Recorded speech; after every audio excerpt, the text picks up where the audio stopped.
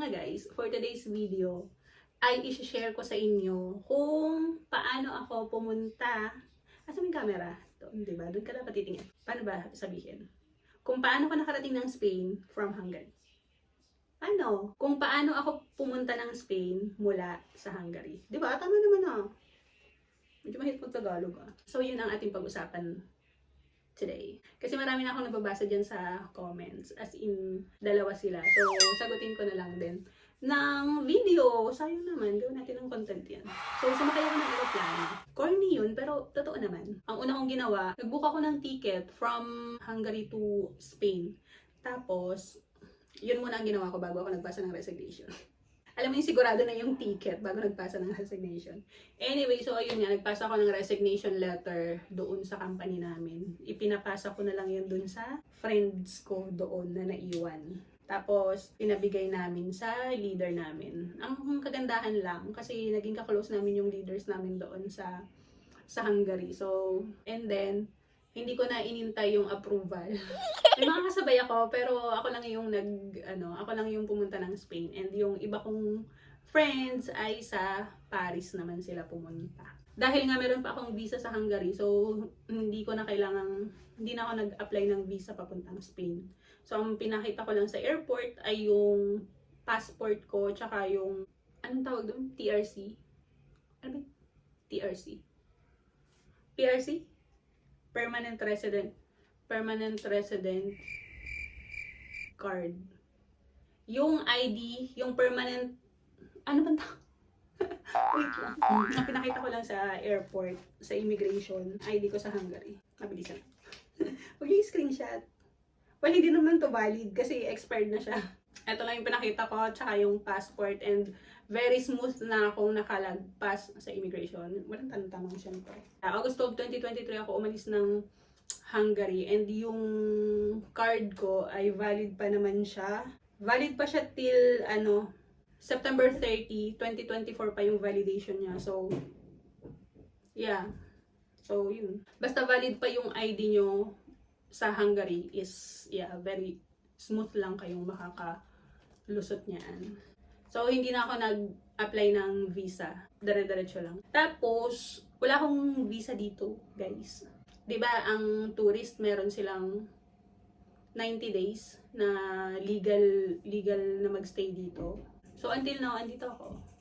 Yun lang. Kung ayaw nyo sumakay ng eroplano, edi mag-hot air balloon kayo. So, yun lang. Very smooth lang naman ang aking pagpunta dito.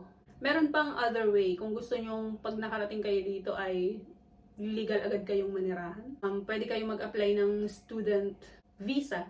Pero yun, hindi ko na alam kung paano nyo gagawin yung student visa. Basta, alam ko, pwede kayo mag-apply ng student visa. Hindi ko alam yung requirements. Kayo, Google, you know.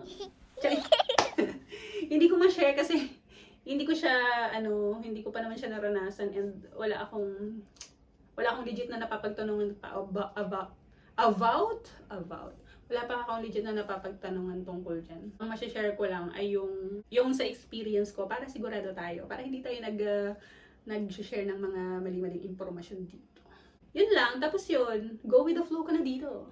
Madali na yun pag naka-apak na kayo dito. Yan lang talaga yung topic ko. Baka may mga iba na naman ako mabanggit. Tapos ang dami ko na namang title. So, ano pa ba? Kung may gusto pa kayong itanong, pwede ko naman, alam nyo, pwede sa text ko na lang ni-reply sana ito. Pero, para yung title din, di ba? Para hahanapin nyo na lang. Para, di ba? Mas madali yung makita kung paano. Naka 9 months ako sa Hungary. So, after 9 months, nag-resign na ako and then dumiretso na ako dito. And yun, very smooth naman yung pagpasok ko ng Spain. And guys, dito sa Spain, hindi naman kayo TNT dito kapag nakarating kayo dito. Kahit wala kayong visa. Ang tawag ay undocumented.